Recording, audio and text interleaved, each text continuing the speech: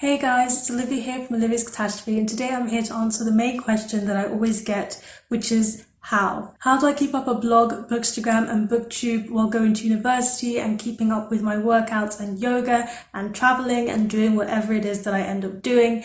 And I thought it would be best if I put this all in a video to just answer all of those questions at the same time.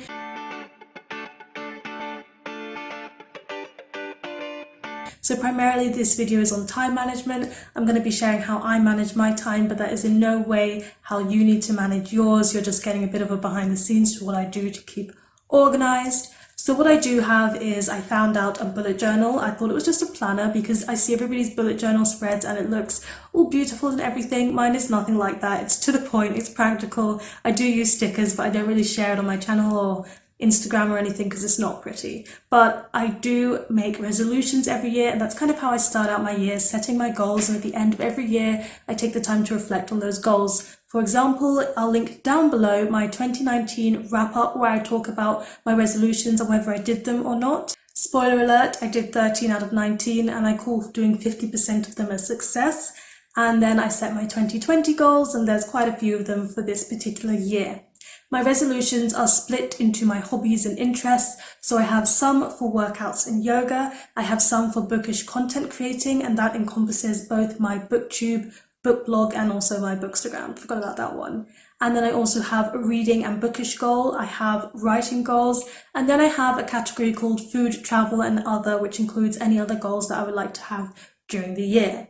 I then take the time to split this into monthly breakdowns. I kind of tend to have a focus per month. So for example, January is getting into bookish content creating and making a schedule that I can maintain throughout the year. Then February is going to be switching to a bit more focus on reading. And then in March, I think I'm going to be traveling a little bit. So I kind of have a monthly goal, but that doesn't mean I ignore all the rest of my resolutions, as some of them are ones which need to be done on a weekly basis. Then I take the time to split goals and say which of my resolutions will be done. For example, I have a resolution that's like, keep up my buying ban until July 2020. I don't really need to focus on that and have it on my weekly schedule. But some of them are to achieve a yoga pose, so I need to include some practice every week. I separate the resolutions which are done in one take or done at a certain time, and then the ones that need to be encouraged and worked on a little bit weekly. Once I have those goals set to the side, I can make my calendar, which I do in my bullet journal, and it's basically a normal calendar. I only do it for 1 month at a time, so I've just done January, and I put in all the dates from January 1st to 31st, and then I write in every single day what I want to do that day. So my list can change. So for example, on January 1st, I might want to do a yoga practice. I might want to edit 20 pages of somebody else's manuscript. I might want to pre-film all my YouTube videos for the month, and I might want to make a new recipe. That's quite a lot for one day, but this was just hypothetical, not spinning off the top of my brain, and I just overbooked my day. But imagine that, and then I kind of go through and do that for all the rest of the days. So then I have a set daily schedule. However, I do want to stress that I do not pressure myself to do everything on my list. If I don't finish something on my list, I either cross it out or I move it to another day, but I'm very careful with moving things to another day, as I'm very aware that you can just move everything till later dates and then you're just flooded at the end of the month and you feel like you accomplished nothing. So if I don't do anything, I usually just cross it off, because there's so many other days in the year that you can probably do it later, or it's not that vitally important. So now we're going to get down to, now that you know how I spread my year, month, and weeks and days out so that it's doable, I want to give you some tips that I follow which help me to be as productive as possible while still enjoying myself as much as possible. The first thing I do is when I look at my daily to-do list, I overestimate how long everything is going to take me. So let's say I'm going to wash the dishes and I have 3 dishes to wash, which should take 5 minutes.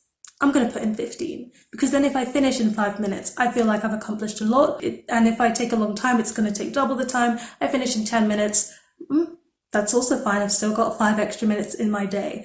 Then people ask me the main question, which is, how do you spend so much time reading? How do you get so many books read in a month? And that is because I don't actually set myself any time for reading.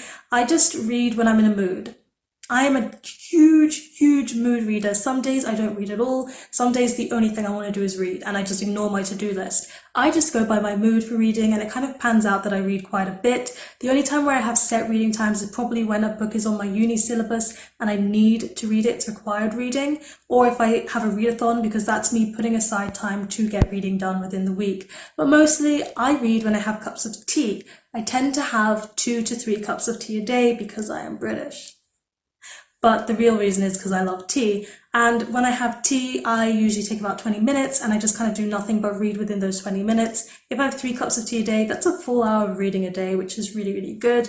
I also tend to take reading breaks when I accomplish something. So if I'm doing an assignment, I'll write a paragraph, read 50 pages, write another paragraph, read 50 pages, or if I need to get back to doing my assignment sooner, maybe I'll cut that down to 25 pages. And then if my essay is, let's say, 10 paragraphs long, then that means I've read, oh my gosh, maths. Then it means I've read 500 pages. So that's kind of how it goes with me for breaking down reading. I also read whenever I commute, so if I take a bus or if I take the train, I'm usually reading a physical book. If I walk to uni, which I do every time I go to uni, which is about 20 minutes, I'm listening to an audiobook, which means I get about 40 minutes to listen to a day. That's how I kind of just throw reading into my schedule without actually putting aside time to read. And if I have a particularly bad night or it's a particularly good book, I will probably spend the night reading until it's finished. Don't advise, but we all do it anyway. Then people ask me how I managed to do university, and that's because I kind of split my university time pretty well. I always plan my assignments way in advance. If we have a whole month to do a 5,000 word essay, I've probably got it done halfway through that month. I always get my assignments done as early as possible so that I just feel like I don't have any stress and I can do it at my own pace. Another thing people ask me about is how do I keep up my workouts and yoga when I've got so many things going on, and that's because workouts and yoga are the first things to go when I feel incredibly busy, but they are the most important things when I feel incredibly busy because they make me feel less stressed. So I kind of have a rule. I'm an early riser and I think that's really good for being productive. You get so many more extra hours in your day and then you can go to bed like nice and early and feel very refreshed when you wake up. But yeah, my rule is wake up and work out, which doesn't always mean workout. Sometimes my workouts mean yoga flow, but I just wake up, I'm bleary-eyed, put on my sports clothes, roll onto the floor, my workout mat is waiting for me, and I do my yoga flow and I do my workout for half an hour to 40 minutes depending on which one I'm doing, and then that's it. It's done for the day. I can shower, I can have my breakfast and go about my day, and I've already worked out and I've already done yoga. I already feel productive, which is a great spur to keep going for the rest of the day. And yeah, if I leave it to the evening, often it means I won't do it because I'll feel lazy and I'll feel tired because I usually wake up early whether I work out in the morning or not. Sometimes I even wake up and I give myself a 15-minute period where I can complain about the fact that I'm going to get myself to do a workout and then push myself to do it. At the moment, I'm doing my workouts in the evening, but that's because I'm doing an au-pair job, which means I have to be awake when the kids are awake. But the kids go to sleep early, which means I can do my workout in the early evening. I have another rule for myself, and this one is not one that everybody should do because I know that some people have no problem being social, but mine is prioritise people. So back in the day, little shy, quiet, introverted Olivia, I'm literally the same, I'm still shy, quiet, and introverted, but little shy, quiet, introverted Olivia tended to pass up on social opportunities so that she could stay home and read her book. Or she would just get too nervous about what other people would think of her and stay home and read her book. Or her sister would be like, hey, let's watch a movie, but I had a plan of things I wanted to get done today and a movie did not fit in there. However, my new plan is to prioritise people.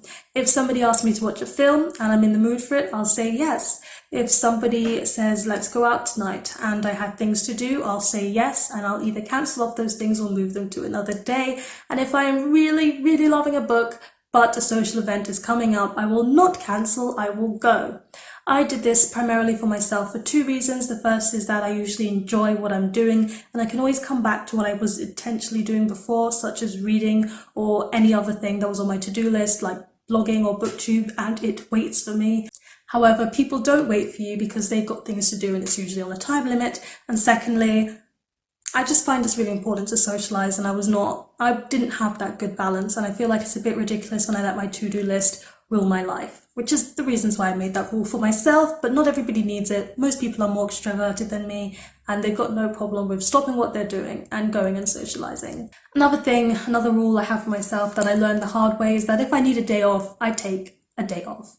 Don't force yourself to do your to-do list. It waits for you. There's other days in the year. There's 365 of them. We don't need to be productive all those days. Take your days off. Also, if you're feeling ill, or if you're starting to feel ill, take the day off. No workout, no yoga for you. Eat some junk food. Feel good about yourself. Watch a movie. Read a good book. Don't force yourself to go to that uni class. Don't force yourself onto your yoga mat. It's counterproductive in the long run. Another thing that's really helped me is switching to eating clean. I feel more energized and better. Please note that eating clean doesn't mean not eating junk food at all. It means just doing all things in moderation. Make sure I'm getting enough fruit and veg. Make sure I throw in some vegetarian meals every now and again. That's what clean eating is for me, and it just overall makes me happier and boosts my energy. Another thing that I also do, which is limit my social media. It might not appear to other people like I limit my social media. I tend to be on my phone quite a lot, and that's because I do my blog and bookstagramming from my phone. Sometimes, not all the time, but it really helps me to be on there. I tend to always be on my Insta stories, but I have a rule which is get in, update my Insta story, and get out. I set aside like an hour when I'm going to do an Instagram post to take the time to look at other people's posts and such. As for Twitter, where it seems like I'm always on there, I pre-schedule all of my tweets. All of those tweets were pre-scheduled. I'm not on Twitter when I'm posting on Twitter. Same for Facebook, same for newsletters. It's all pre-scheduled. It looks like I'm there. I'm not really. I'm doing something else. Pre-scheduling is a huge help for you to be active on all those social media sites without actually being active on all those social media sites. I just set myself time to go in, check my notifications, reply to people, like some things here and there, and then I'm out and doing other stuff with my day. What also helps is getting enough sleep. I struggle with sleep. I wake up quite often in the night. Something that I've started to do for the past year, which has greatly helped my nights, is turn off my Wi-Fi before I go to bed. It means that I'm not getting notifications. It means if I wake up and check the time on my phone, then I can just put it back off, not see any notifications to tempt me, and go right back to sleep.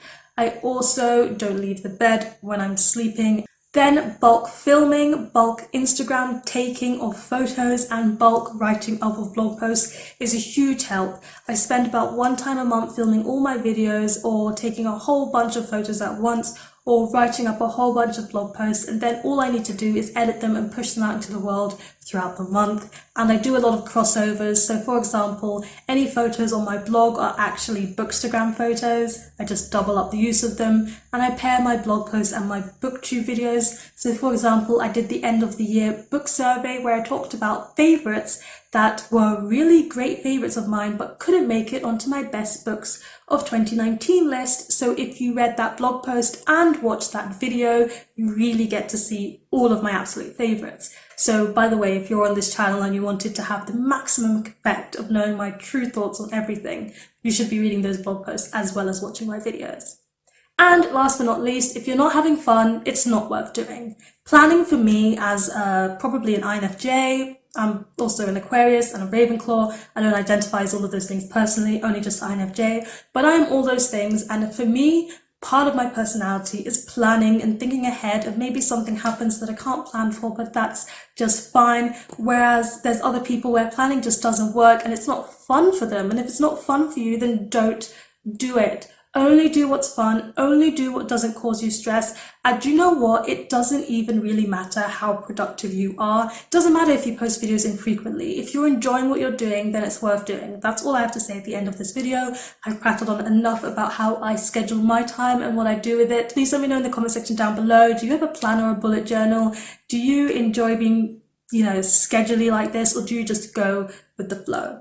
Give this video a thumbs up if you enjoyed it, hit the subscribe button if you want to see more, and don't you forget to hit that notification bell to be updated every time I have a new video, and I'll see you in the next one. Goodbye!